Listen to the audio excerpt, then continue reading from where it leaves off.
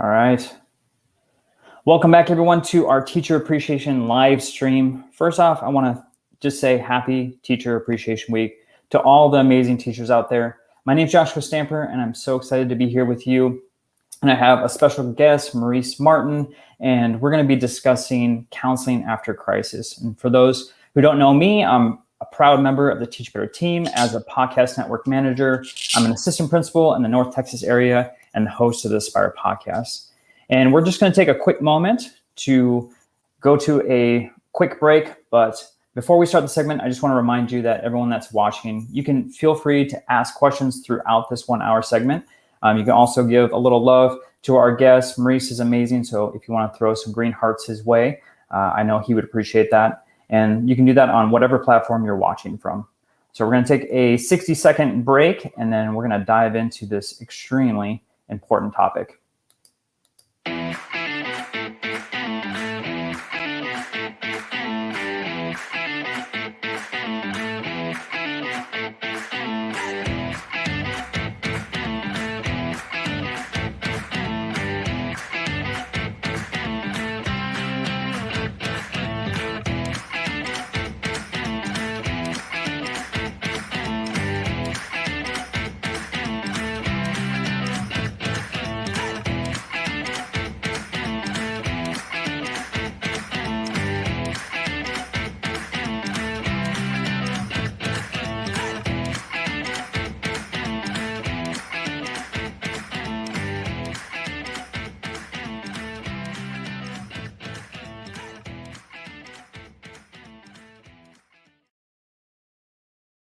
We're back, and I'm with the amazing Maurice. Maurice, how are you doing, man? What's going on? I'm great. Thanks so much for having me today. Yeah, so Maurice, if there's anyone that is watching right now and they don't know about you, I would love for you just to introduce yourself and just share all the amazing things you're doing.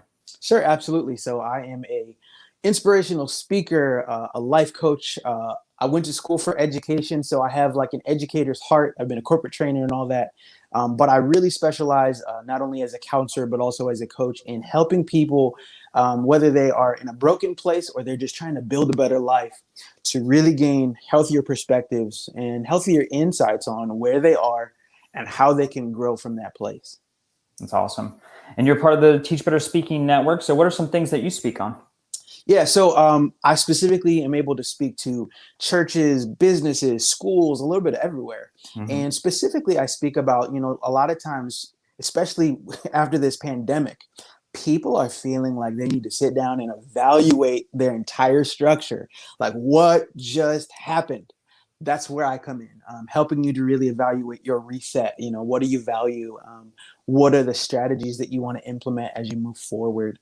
And then I also work on something called the Embrace, which is helping staff, helping the people who you're working with to really embrace the moment that they're in, that, there is so much innovation in this moment, but you have to allow yourself to get through your mental barriers so that you can get to that place of creation and inspiration. So just really, there's a whole lot of things that I cover with my sessions, but it's just giving you a chance to break free.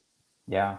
So Maurice, you brought it up. Obviously, we're in the midst of a pandemic. It's gone on for a year and a half, and this time for our professionals have been really tough. So we have some that are going through a lot of different pieces of hurt, really, from maybe it's a student that has slipped through the cracks, or maybe it's professional disappointment. Maybe through the pandemic, there's been some type of trigger to trauma. Maybe it's in their childhood or their adulthoods. So what are some strategies that our educators that are watching, like what would you advise for them, to help their healing? Yeah, that's such a great question. The interesting thing about this pandemic is that it forced us to slow down, right? So we're so used to this fast-paced world where when bad things do happen, sometimes we very quickly sweep them under the rug. Right. Whether it's the trauma you deal with, the student who slipped through the cracks, the disappointment months or year that you deal with, it kind of leaves you less than your best. Well, when all of a sudden everything starts to slow down, you are forced to actually deal with your stuff. And that can be really difficult. And I know that a lot of people, we don't like to talk about this, but suicide rates have been up. Yeah. The amount of people who have gone to rehab for treatment for drinking and things like that have gone up. And that doesn't escape teachers, right? And so the start of it all comes down to honesty. You have to be willing to work through the process of saying, how am I? Who am I? Where am I today? And really take the time to assess that. And sometimes that deep dive, it can take weeks, months to actually do that work, usually not by yourself. One thing that I have told a lot of people is, if you feel like the last year of your life has been rough, you don't sleep well at night, a lot of tossing and turning, you're getting headaches, whatever it might be, maybe you need a friend.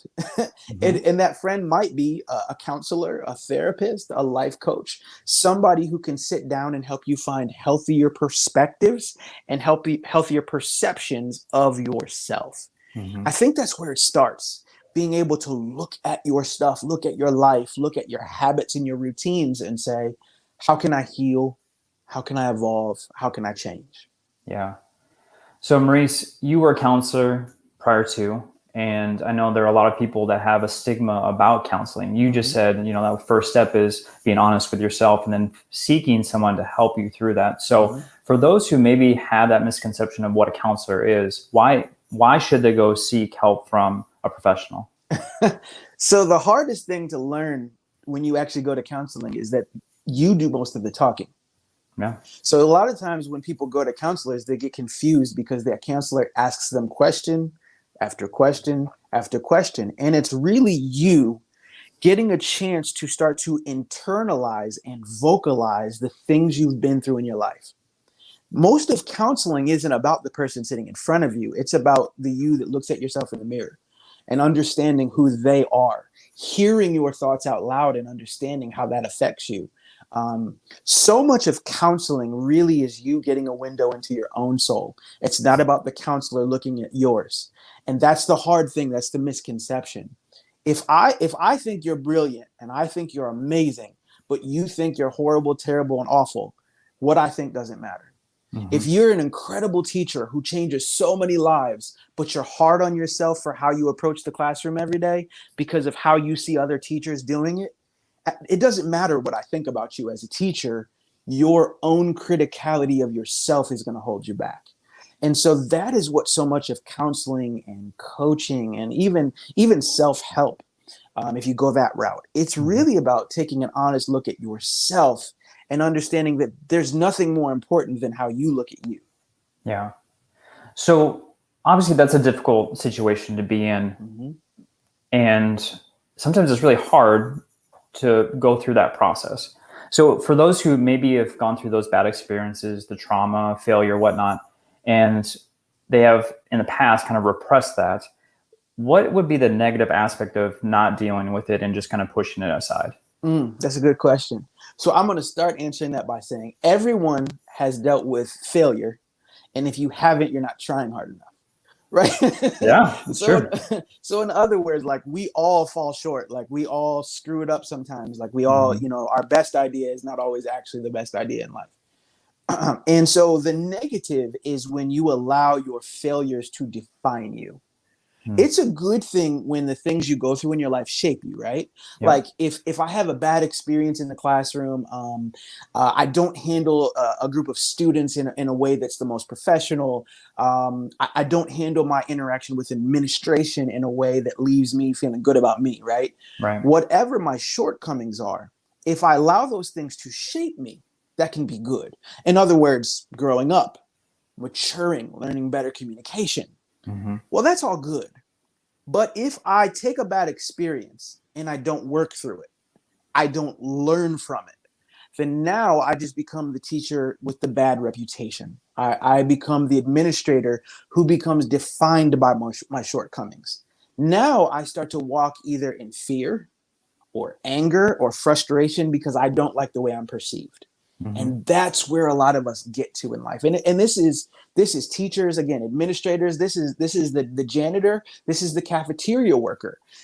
This is the student too, by the way, right? that when we don't learn how to learn from our experiences, then our experiences, instead of helping us grow to become better, they start to make us bitter. And that is the type of thing we want to try to avoid. Like, we all screw up, but will you learn from it? Will you grow from it? That's the key. Yeah.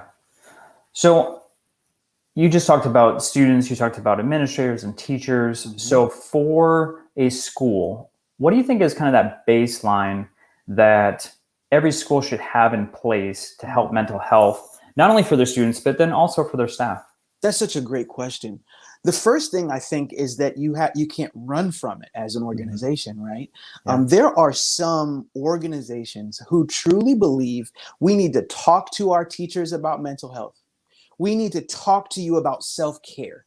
We need to check in on you and find out, hey, is everybody all right? Do we need to have some more social events to lift up spirits? There are some people who say, hey, I know you're a teacher, but feel free to stop into the guidance office if you're feeling down. Mm-hmm. Right? Yeah. There are some teaching organizations who value that. It's top down. If I pretend that these types of issues don't exist, then I'm going to end up with a whole lot of sick individuals in my school. And I don't mean sick like twisted. I mean sick like depressed, sad, burned out, frustrated. So I think that the key is that the organization from the top down needs to recognize teachers are people. And the experiences that they have matter. If I don't help you process the loss of a student, or a student, students go through divorces, their parents, all these different things that not only can impact the student, but can trigger you. If I don't help you deal with those things, or help you deal with the disappointment that you wanted to move up from teacher to assistant principal, and then the opportunity fell apart and it didn't work out, and now you're still teaching, or, there's so mm-hmm. many things that happen. And these are the inner workings we don't want to talk about. Yep. But if we're not willing to talk about them, how can we teach from them?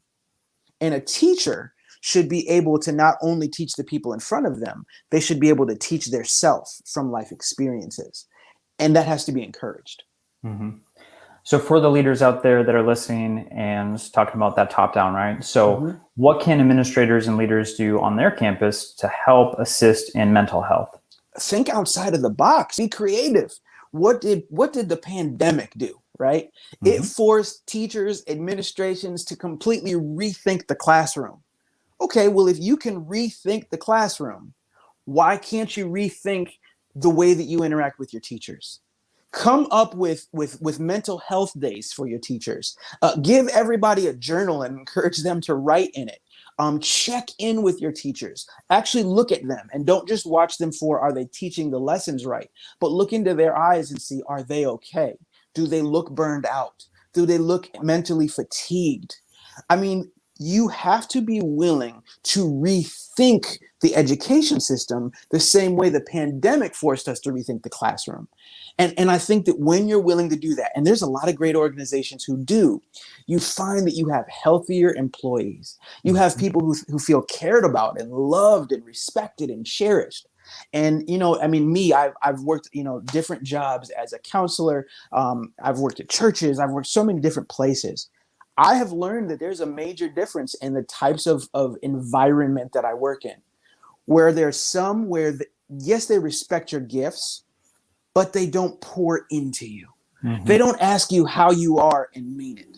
And anytime I've been in an environment where someone cared enough not only to ask, but to wait for my answer and pay attention to it and give me a resource if I wasn't okay, those are the places where I was willing to work even harder and give more of myself. Mm-hmm. And I think that's the key. Give to your teachers who are giving everything to you. And there's not always an easy answer, but it's powerful. Definitely. Mm-hmm. All right. I just want to make sure everybody that's commenting, if you have any questions for Maurice, he is an open book. So, open book. Whatever you want to ask, you can ask in the comment section, and we'll make sure we get to it. But Maurice, I'm just thinking, right? You said certain leaders come and they pour into you. Mm-hmm. If there's someone out there that's watching and they don't have that environment, mm-hmm. and they need to do some personal self-care, what can they do outside of their school to help with their mental health? Great question. My answer is experiment. So in other words, what self-care works for me may not actually be the best thing for you. So Mm-hmm. you might need to kind of do some real experimentation. There's some people, they pick up a good book that gives them healthy perspective. They do the work, and all of a sudden they're in a better mental space. Some people need to join a boxing club and go punch something and get some of Yeah. their extra energy out because it clears their head and lifts their spirits. Some people need to pray and get mental spiritual clarity. Some people need to go fishing or go to the gun range. Mm-hmm. Some people need to journal, need a therapist, need a counselor. So I think that your true answer is that you have to be willing to experiment, and that means you have to do something. You must be willing to do something to get out of the rut you're in. Sometimes we play the waiting game with our frustrations. Like, if I wait for a little while, if I just sit in these feelings, they'll go away. Well, that might be the case. And if you're kind of feeling off and you give it a day or two or five and it goes away, you might be fine. But sometimes what you've really done is just bury the emotions you are feeling and become numb to them. And that's the worst thing you can do. Generally, being healthy requires action. Either the action of acknowledging the feeling in order to grow from it or learn from it, or the knowledge of verbalizing your feelings to someone else to get healthy, or, like I said, doing a physical activity that is completely unrelated to the thing that's frustrating you so that your life has more balance.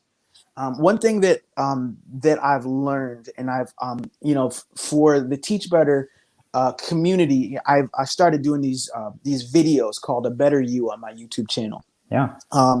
And one of the reasons for that is we're trying to give people these healthier perspectives, right?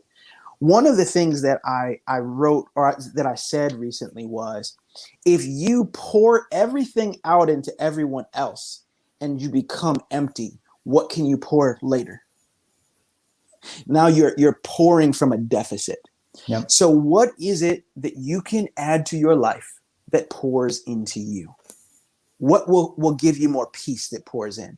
What will give you healthier perspective that pours in, or more insight, or just a better feeling about yourself? I think that is very personal. It is very much so tailored to you. So I can't tell you what to do other than do something and make sure you're willing to experiment to get the right formula. Yeah. So I want to dive into Maurice. So for your own mental health, do you have a regimen or something that you do every day for your own mental health? I can't do one thing every day because that doesn't work for me. That's part of the reason I decided not to be a teacher in the classroom, because going to the same room every day kind of drives me nuts. Yeah. So right before we started the interview, you said, "Hey, do you have some really loud, like, calming music playing in the background?" I was like, "My bad. Let me turn that down." It was calming though. I was at peace. You were at peace, right? Yeah. So that is one of my mainstays. I believe in a calm environment for myself. So when I start feeling anxious or a little bit out of control, I like to change my environment. I play music. I change the lighting. I'm very spiritual. So, I mean, I pray. I truly believe in the power of prayer, the power of meditation. I read. And so there's certain things that I would say I do most days, but then sometimes I have to switch it up. I take my daughter for walks so I can get out into nature and get out of just being caged in. Yeah. I try to read books. I've become much more of a reader since I've become healthy. Actually, that was a lie. I don't read. I do books on tape. Does that count as reading? Yes, it does. It does count as reading? It does. Do the educators agree that Ray counts as reading? Hewer does this exact same thing. Okay. She swears by it. Okay, sweet. So I'm going to call it reading then. Yeah. So I read books that challenge my thinking and my perspective. I listen to motivational speakers. I listen to sermons. I listen to people who are trying to tell me everything's going to be okay. What you feel right now doesn't have to be how you're going to feel tomorrow, but the difference will be what you do about it today. I make sure that I feed myself healthy things so that I can then give away healthy things. That's so important to me. But like I said, I'm being vague about it because it changes by the day for me. And I think that for me, I needed variety. For some teachers, they need a ton of variety because they are the person who they change the setup of their classroom every couple of weeks because they can't handle everything looking the same, right? Mm-hmm. Then you've got certain teachers who are very methodical and it's the same way, the same thing every day. Well, the person who's systematic like that needs a methodical self-care lifestyle. I get up in the morning and I meditate or pray or sit outside and just breathe, or I journal or whatever it is I do in the morning. Then halfway through the day, I do a check-in with myself. How am I today? When I leave work, I go straight to the gym. I work out for an hour, and then I mix because it makes me feel good about myself. Then I sit down in the evening. I say, how did I do today? What did I do today? What could I do better tomorrow? Right? Methodical. There's somebody else who needs to be like, as the wind blows, so blows my self-care. Today, I think I'm just gonna go fishing just cause. Mm-hmm. I think I'm gonna listen to something that makes me feel good. I'm gonna call an old friend who always speaks life into me. Some people need to just be more free. And so I think again that all depends on you, your personality, and the willingness to experiment to figure out what you need. So all that sounds wonderful, and I agree with everything you said, Maurice. Like, Mm-hmm. I know that all those things should happen, Mm-hmm. but at the same time, I feel like there is a badge of honor that our society shows that if you work and don't think about your feelings, just press on, Yep. focus on the goal. So why is it the case? Like, why do we think that aspect of our life should just be pushed aside? Mm. I wish I had really solid answers. It's interesting. I always talk a lot with clients about this concept that we as men deal with, right? Mm-hmm. Big boys don't cry. Yeah. When the truth is that real men absolutely do. So big boys don't. You're right. But men do. Mm-hmm. And Yeah. we're not supposed to grow into being big boys. We're supposed to grow into being real men. Real men have a full gauntlet of emotions, right? Yep. As do fully developed women. I think that some of it, honestly, came from generations that were before us. There were some chiseled men and women were our grandmothers and grandfathers and great grandmothers and great grandfathers who lived through the Depression and the World Wars and so many things where if they were not that stoic, Mm-hmm. if they were not that rock solid, they may not have survived. And so I think that some of those attitudes were absolutely necessary for another time. Right now, certainly what we need is balance, okay? There is such a thing as being overly sensitive, not having any control over your emotions, always just being a mess, right? Like that Yeah. exists. We've all seen that. But there is also this healthy place where I am strong enough to do my job. I am professional enough that I'm not going to let my emotions interrupt or interact with a healthy work schedule, right? But then when I'm not in front of people, I can take off the armor, I can take off the professional mask, and I can just be Maurice and figure out, is Maurice all right? Mm-hmm. And I think where we get it wrong is that we think that behind closed doors, we have to be equally as stoic as who we are in front of our audience, in front of our beloved students, in front of our administrations, right? Yep. We feel like we have to be the same stoic. Well, you know what? I learned from my wife. She appreciates it when I take the armor off and get real. Babe, I'm struggling. I'm frustrated. I'm stressed out. Well, why? I don't know. Now she's like, oh, so you're not a Superman like I thought you were? You have real emotions and a real personality and real things that bother you? Well, now we can work on it. Mm-hmm. We can work through it. We can get to healthier perspectives. And I'll tell you one other thing that I've learned. And this for me was critical. I started helping more people when I started keeping it more real with the people I was sitting in front of. Hmm. What I mean by that is when I talk now as a speaker, even right now, I feel like people, when they look at me, can tell sometimes I don't have great days. I am sharing with you that I have a self-care routine or ways that I approach things, because sometimes I trip. Sometimes I get frustrated, I get angry, I feel broken, I want to scream, I want to yell. And because I'm transparent about that, when I tell you what I do to fix it, you're like, well, if it works for him, maybe I can try it. So the level of transparency actually helps you become a better teacher. Isn't that what I'm doing right now? For whoever is engaged in this conversation, watching online or watches on the replay, they're hearing me teach, but I'm teaching from techniques and also from life experience. And there's something that is about that becomes more relatable.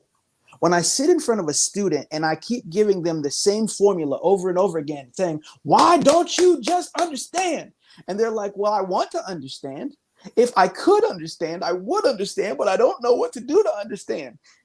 The best teachers go sit down with the student after class and say, believe it or not, I used to struggle with this stuff too. Mm-hmm. And I remember some long days and long nights when I never thought I'd get it. But then I had this light bulb moment and everything changed. And I see that in you. And I want you to not give up on doing these assignments. Don't give up on yourself. I see where you could go. See, we've all, as educators, had those moments where we spoke life into the people in front of us, and it changed their perspective. So when you ask me the question, why is it that we as a society won't be more real and more open? I think, again, that it has to do with who we've been as a society. But I think for us to win in terms of where we need to go, we need to keep some of the past, professionalism, strength, honor, integrity, high values, high morals. Those things need to stay with us. Mm-hmm. But we need to understand that there is absolutely a benefit to learning when to put the armor on and when to let the shield down. And that is a discernment thing. That's maturity. That's wisdom. It's not easy to find, but there's a balance. And I believe that the best teachers, the best administrators, the best corporate execs, they learn that. They when I was in college, I had a professor. He always said the greatest teacher teaches the whole person. And that spoke to me, that every lesson you teach, there's a lesson behind the lesson, right? There's so many things that because you persevered in a math class at 7, at 37, you understand that a difficult situation in life is something you can work through, but you just have to sit down and work through it. And that takes courage. That takes bravery. That takes some of those same morals from back in the day, right? See how that works? It goes together. Mm-hmm. But what I will say, and I'll wrap up that answer by saying this. If you are the stoic type who never wants to interact with, deal with, or work through your emotions, and at the end of the day, you're healthy, happy, at peace, whole, you're a great parent, you're a great spouse, you're doing everything right, you're a great teacher, and everything is great, stay that way. Don't change. If, however, something is off, you've lost your pep in your step, you're feeling empty, burned out, bitter, frustrated, then you absolutely need to consider changing your approach. And I think that that's how you discern which category you need to be in. Yeah. So I'm going to show this because Livia's saying hi, and I want to say hi to Livia. She's amazing. But Maurice, I think that's a great point, because this year, it's almost the end of the school year. We've got teachers that are reflecting on their practices. And I know a lot of them are frustrated. They're feeling down because they feel like they failed in whatever learning environment they were in charge of, right? Mm-hmm. And they're taking it personal, and they're saying, I'm identifying myself and my job and who I am based on the failures that I've seen this past year. So you are an inspiration on YouTube. You have these amazing videos. And I just want you just to take a moment to speak to those people individually. What would you say to them if that's who they're identifying as a failure? That's so good. I want to tell you today, the key to a successful life is not that you should never fail, but that you need to learn how to fail forward. To fail backwards is to look back at the past define yourself by it, be beat up by it, and to end up farther away from the finish line than when you started. Mm-hmm. Sometimes people get stuck back there. I want to encourage you that if you're like, man, I didn't handle this transition well. I didn't have the balance I hoped I would. I was a great teacher this year, but a horrible parent. Like there's so many things that happen in our lives when we're juggling, right? Yeah. If that's you, the key is not just to judge yourself, but to learn from the experiences from this year. And that takes rigorous honesty. Don't just say, what did you do wrong? First, start with what did you do right? What did you do well? What lives did you change? What people did you touch? Mm-hmm. If you look, I guarantee there's someone. And sometimes when we get down on ourselves, we have a tendency to just throw away the wins. That doesn't matter. Anybody could have done that. No, anybody didn't do it. You did. Mm-hmm. So you have to learn from it, grow from it, looking ahead. And now I say, now that all said, all those wins, all those accomplishments, there's some things I didn't do so well. How could I do it better next semester, next year? How do I become a better teacher? How do I find better work-life balance? How do I listen better to my students? How do I not be so temperamental, right? Whatever it is, it's not, man, I sucked before. It's, how do I add more value moving forward? Mm-hmm. That is how you fail forward. Now you are closer to the goal than where you started, because all those life experiences did was expose some things that already existed. You already had a temper issue. You were just doing a good job of hiding it. You already had issues with your work-life balance. They just spilled over this semester. You already struggled with communicating with your students and not being able to get your ideas across. It's just that you felt more exposed in this season. They were already there. Admit that you feel exposed and then say, what if I was thankful for the exposure? Because now I know what to work on. I know what areas to grow in or heal in and get better in. And now I have positive momentum to move me into my summer, to where during the summer months, instead of lamenting all summer long how terrible of a teacher I was, all summer long, I work on new habits. I work on new techniques. I find some new books that I want to teach that I wasn't teaching before. I come up with some more creative ways to interact with the classroom. Now I have forward progress to move me into next year so that I'm a little bit better than I was before. Forward progress. Fail forward. Mm-hmm. So what about the person who's watching and is like, Maurice, you know what? I am successful in everything I do. Mm-hmm. However, they're still feeling stressed, or they're still feeling depression, or they're still feeling some negative things, right? Yep. So as far as those folks, do they need some personal development still, even though they're finding success? Absolutely. Absolutely. No one wants to hear this word, but I'll use it anyway. You have a spiritual issue. So, when you teach a person, it's that mind, body, spirit thing, right? So most teachers, we speak to the mind, we speak to the intellect, the reason, the rationale, okay? That's incredibly important as a teacher. Then there's the physical teaching. We all know that there are certain methods and techniques that involve the physical, not just physical education, but also when the student actually writes something down, when they write on the board, when they interact with something physically that actually triggers things in your mind that engage and increase learning. Well, the thing that we all also have to deal with is the spiritual side of learning and growth and development. And many of us we've never gone there. Mm-hmm. I'm actually writing a book right now about just that. The fact that in my 20s, I accomplished some cool stuff. If you read my resume, if you read my biography, it sounds awesome. But I was depressed during most of it. Mm. I checked marks off the list of things people want to experience, and yet they were hollow victories. Well, to me, that is a spiritual emptiness. Mm-hmm. I went through most of the things I was going through thinking about the next thing. right? So instead of living in the moment I was in, I was like, well, as soon as I get done with this, I'm going to have to do this. And so while I was doing it, I was thinking about the next thing. So I was washing the dishes, but I was thinking about what I was going to do after the dishes. I was teaching the group of people, but I was thinking about what I needed to do after teaching the people. And so when you looked at me, I was gone. That is the rat wheel that most people run in, the hamster wheel most people are in their lives, that they are not fully present. They are not fully engaged mentally, physically, spiritually in this moment, not rooted and grounded in this moment.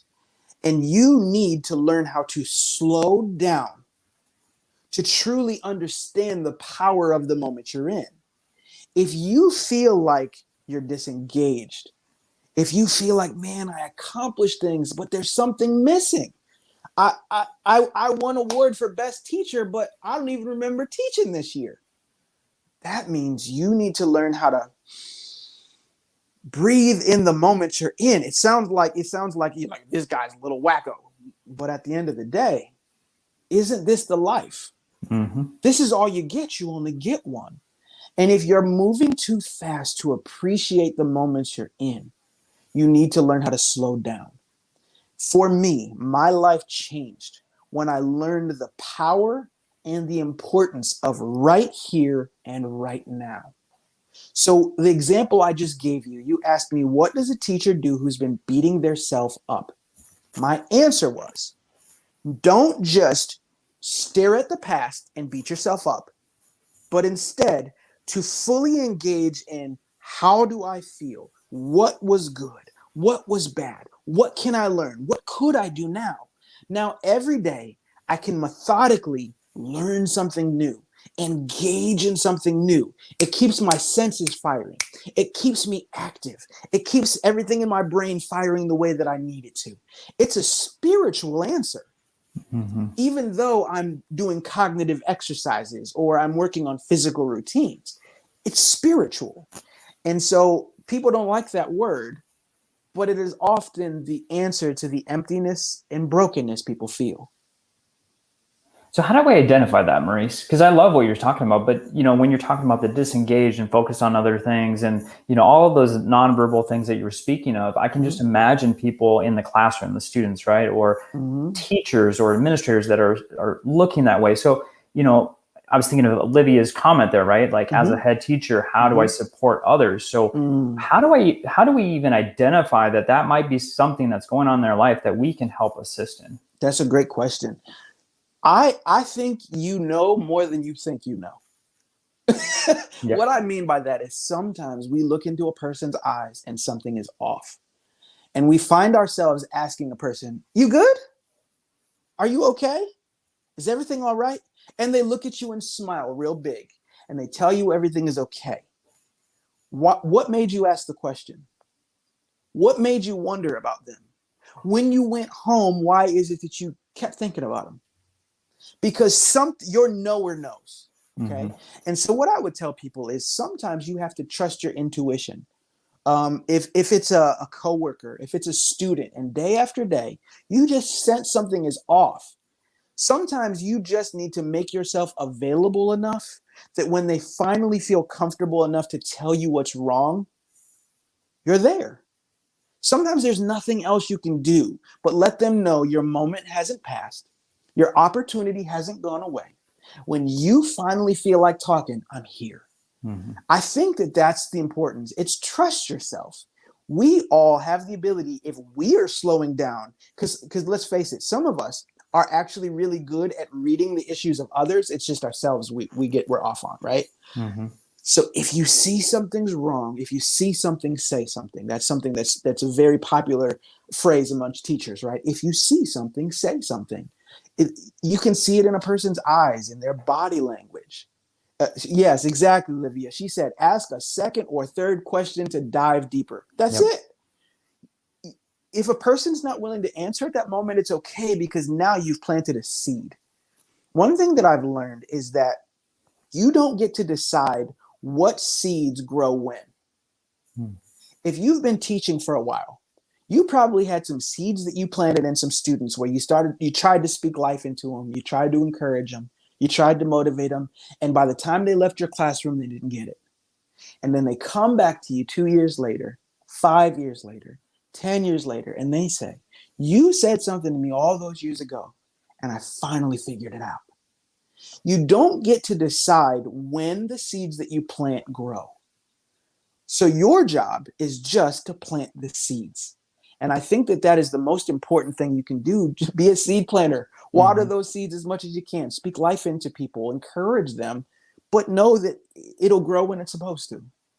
And that's kind of hard because as a farmer, right, if I'm planting a seed, I get to see what is growing and the end product. But for a teacher or an administrator, you don't get to see the end product a lot of times. That's true. But as a farmer, I also understand the importance and value of seasons.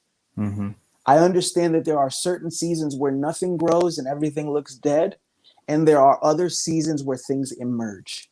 And if I look at life that way, then I understand maybe this is just this person's winter season. They're real cold and icy right now. You know, I'm trying to encourage you when you ain't having it. Okay, but the spring is coming. So just plant the seeds when it's the time to plant them and trust the process. See, we expect the people around us to trust the process when we teach, right? I put a formula on the board, and all the students have just stuff coming out of their ears, right? They got smoke coming out of their ears because they're overwhelmed. But I know that if I'm a good teacher, if I methodically go through this, I can teach you how to understand and comprehend step by step how to execute the formula, right? I just have to tell them, look, I'm a teacher, you be a student, and trust the process. I tell a person, I need you to write this long paper, and they say, I got to write 10 pages. I don't know how to write a paragraph. Yeah, but you'll get there. We're going to work through this book report, and I'm going to show you how to research. I'm going to teach you how to find good critical items in there. I'm going to teach you how to not plagiarize so you can use your own words. I'm going to go through this process, and by the end, you're going to be able to write this full report. Trust the process. Well, when it comes to spiritual growth and spiritual health, it's no different. It's just that sometimes the timetable is longer. The window of when a person goes from bad to good, from unhealthy to healthy, it can just take longer. So it's on you to trust the process. Yeah, I love that. So let's keep going down this road, Maurice. So we just talked through the nonverbals, but what if it is something that's extremely obvious, right? Someone has been triggered. There's trauma that has been exposed. It could be a student, it could be a staff member. What are some things in that moment that our educators can do to kind of de-escalate the situation and find out what the true problem is? So I'm gonna give you a couple pieces of wisdom. And the first one is don't always try to do everything on your own. Right. Yeah. So one thing that you know in the school environment is that there are experts who have studied how to de-escalate situations. Sometimes if you are truly unprepared to handle the situation, you can do more damage than good, right? Sure. So the first thing you need to do is be wise enough to know, is this a situation where I can make a difference? Or is this a situation where I need to know who to talk to and to know that that's the difference? Sometimes the best difference is knowing your resources, okay? Yep. Now, that being said, a student comes up to you, they're in a bad place, and you're the only one they trust. And they dump some heavy weight on you that you didn't see coming and you don't know what to do. Understand the importance of questions more than the criticality of giving statements. When I ask a person questions, I usually help them more than when I just try to figure out something good to say. Oh my God, this happened and that happened and this happened and that happened. Well, how are you feeling? I don't know how to feel. I feel this and that and this and that and this and that. And who have you talked to about it? Who have you worked through this with? Well, questions often are more impactful and powerful than just trying to search for answers. Well, have you prayed about it? Have you talked to your parents about it? Have you worked through it? Have you gone to the guidance counselor with it? Sometimes what I need to learn how to do is to engage the person in front of me and give them a chance to speak through their situation rather than just trying to speak at them. If you don't know what to say, don't say anything, ask. I think there's a whole lot of value in that. So it's a twofold answer. Again, it's knowing your resources, knowing if you're really the best person to talk in that situation, and then also understanding the power, not just of trying to always give wisdom, but being wise enough to know when you don't have the right answer. Yeah. And know that maybe they're in a space that they're not listening or hearing a word that you're saying. Yes, yes, yes. If you see the glossy look and you're Oh, yeah. speaking at them and you're not getting anywhere, Mhm. they didn't come to you for answers then. Yep. They just came to you to be heard or understood or seen. So in Right. that moment, hear them, understand them, or see them. Mm-hmm. And for a student that's maybe acting out, obviously behavior is a form of communication, but it's not viewed as that every single time. Correct. So how can we get to the bottom of the behavior and why is it existing in the first place? That takes patience. That takes discernment. The reality is that most acting out is secondary in nature. It is, anger. If I got a student who's always anger, always temperamental, anger is a secondary emotion, secondary to sadness or grief or pain of some kind, right? So I have to go back to my teaching. We all learned the teaching and the psychology of the student, right? And of emotions, or of your teachers, your fellow teachers even. I need to remember what are primary emotions and what are secondary emotions. Sometimes what we do is we want to believe our eyes instead of believing our training. Well, your training is what's giving you your wisdom. And sometimes you have to lean on what you know, not just what you see. As a spiritual man, they call that faith, right? Yeah. I have to have faith that my level of discernment and understanding tells me this student seems like they're just tripping, but really they're struggling. Something else is going on. Mom and dad are fighting every night. Mom never comes home and they're feeding themselves and their kids. Something is happening, right? I had to start to have faith that my training, that my learning and growing and maturity as a professional, if my spidey senses are tingling, it's for a reason. And I have to learn how to find that balance. I have to manage my classroom. I have to make sure that I address behavioral issues when they come up. But I can't get so overboard with that I forget to look and figure out what is really happening. I think that's all so incredibly important. Yeah. Yes, exactly, Maria. She said, lean on what you know, not on what you see. Because sometimes what you see is deceptive. Absolutely. Very much so. Yeah. Keep those comments coming. And then if you have any questions for Maurice, we only have a little bit time left. I don't know how that's possible, Maurice, because I feel like I've been with you for like 5 minutes. It's gone pretty quick. It has. And I love all the wisdom that you're providing. I know that some folks have been jumping in as we've been having these conversations. And so I just kind of want to leave with some helpful tips, right? So, I've already kind of stated it before, we're on the back end of the school year and people are in various places in their life as far as their mental health. If you could just provide, maybe 1, 2, 3 things that they should be doing tomorrow to help their mental status, what would that be? Okay, so 3 things. The first thing I'm just going to say is simply do something. Do something. So there's no right answer to what you need to do with your mental health, but I can tell you that the wrong answer is to do nothing. Yeah.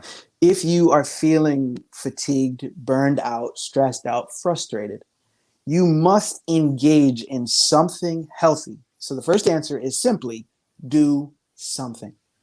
I always encourage people that the best thing you can do is to get a good sense of the person staring at you in the mirror. Okay. So the best ways to do that are either to sit in either prayer or meditation, sit in silence, sit outside, and truly get a full grasp of who is the person who's sitting here in this moment. Are they okay? What's broken? What's frustrated? One way to do it is that way, and another way to do it is through journaling, writing exercises. You can go to Google and you can find writing prompts that just help you write down what you're going through, what you're feeling, and how you should work through that.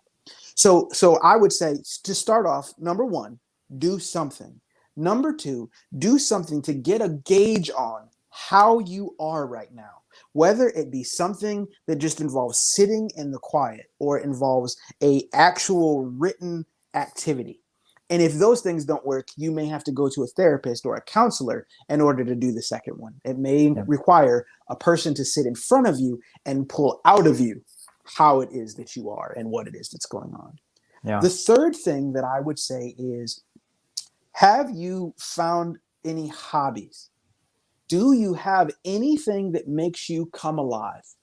Anything that gives you life, anything that gives you positivity, that freshens you. That a lot of times what people find is that when they're feeling burned out, it's not about what they've been doing, it's what they stopped doing that's causing them the most frustration. You used to go fishing every weekend and you sat outside with your pole, and it was good for you mentally. It was good for you spiritually to just be in that environment. You used to go and play basketball at the YMCA with your buddies, and for some reason you got out of it. You were reading books and you were doing book clubs, and it was so good for you cognitively and mentally, and then you stopped. If there is something you've stopped doing that was giving you life, you may need to revisit it. So I think those are the top three things. The first thing is just simply do something. The second thing is make sure you have a grasp of who you are today and how you are today. And I gave you a couple different ways you can do that. And the third thing is make sure you are engaging in some kind of activity that is good for you, that enhances you, or that gives you a deeper level of perspective and peace. Yeah. So Maurice, you've throughout your answers have talked about different projects that you're a part of. First off, let's talk about YouTube, right? You have a Friday show that you put out that's associated with Teach Better, but I know you do other things too. So can you just share that project with our listeners? Sure, absolutely. So the easiest way to find me, you can go to mauricefmartin.com, which is just went up. So it's still a work in progress, but feel free to find me on there. You can find me on YouTube. My YouTube channel is called Today's Inspiration. So if you type that in on YouTube, you can find me, subscribe to my channel. I am always trying to give fresh, new ways to help people get from where they are to where they're going. On top of that all, I'm writing a book. Actually today I spent my entire day writing today because I'm just committed to finally getting this book done. So, I am a speaker. So if there is a teacher, an administrator, somebody who wants me to come and speak at your school, I would love to do that. So reach out to me or reach out to the Teach Better team and we can absolutely arrange that. I'm also a coach. I'm a life coach. So there may be somebody who's watching who's like, I feel like if I talk to this guy once a week for the next couple months, I probably would be stronger than when I started. Or I am one of those teachers who feels like I've been failing and I don't like this feeling. And so I want to do something different in the summer so that when I go back to school, I'm in a better place. Well, you can consider me as a life coach. I have different packages that I offer, some that are just 1 month, some that are 3 months, and then I have one that is a 9-month package. But it gives you the opportunity to sit down with somebody who not only will help you with your perspectives, but also help you with accountability. You said you were going to start going to the gym. Did you go? Right. You said you were going to read that book. Did you open it up? Right. And so just giving you those opportunities to really challenge yourself so you can grow. So there's a lot of different ways that people can find me, can reach out to me. I'm on Facebook, Twitter, Instagram, all that good stuff. So if people are looking for me, they'll definitely find me. That's interesting. So we're really focused on professional development, but we're not really focused on the personal development. And that's kind of what you give, right? Yep. I believe that personal development is professional development. We just have a lot of professionals who aren't well-rounded. That hurt somebody's feelings. I'll say it one more time. We have a lot of professionals who are not well-rounded. They are a one-trick pony with a good trick.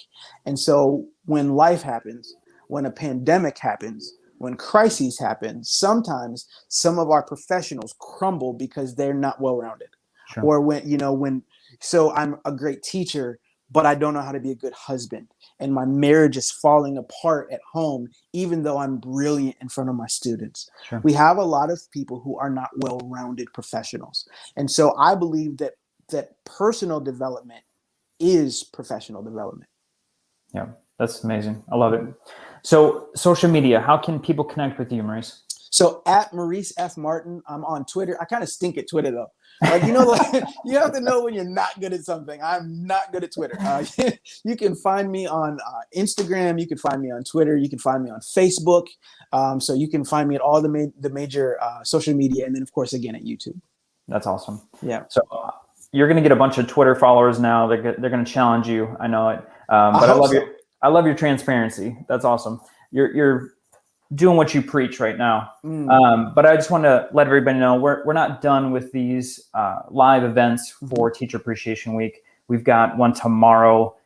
It's going to feature Ray Hewart. She's going to moderate with the amazing Livia Chan, who is with us today. You probably all saw her comments. It's going to be so much fun. Yeah. So make sure that you're here tomorrow, same time, same place, whatever social media outlet you're on right now, and make sure that you're hitting those comments and asking those questions for Ray and Livia tomorrow. But before we go, I want to just wish everyone a happy Mother's Day tomorrow.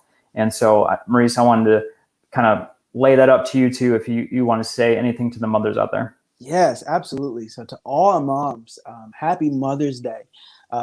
Being a mother is such a cherished and important, invaluable position.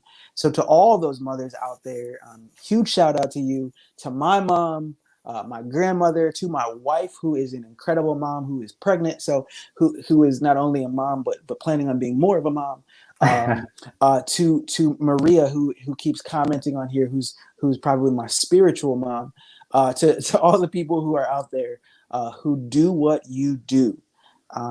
Thank you. We appreciate it, and we know that a lot of times the job is thankless, and so we hope that this one day at least it makes you feel a little bit of appreciation for what it is that you do. Yeah, definitely, and definitely I want to share the same sentiment. Happy Mother's Day to my mother, to my wife, to my sister, to all our loved ones, and then to the educators, right? Because there are so many educators out there that are stepping into that role for so many kids. For so many. Thank you for every day being there for your kids. And that kind of correlates with what we're talking about today with teacher appreciation. Maurice, you are a joy. You have so much wisdom and insight on this topic. And it has been a true honor to be able to spend this hour with you. Yeah, I really appreciated this. And, just thank you. I hope people got something out of it. And just thank you guys again for having me. I appreciate it. All right. If anyone wants to hit up the comments real quick and show Maurice some love, make sure that you do that. But again, tomorrow, make sure that you're with this amazing Livia Chan and Ray Hewart tomorrow as we end our whole week of live for Teacher Appreciation Week. And again, Maurice, I just appreciate you so much. All right. Well, thank you so much. And I appreciate you too.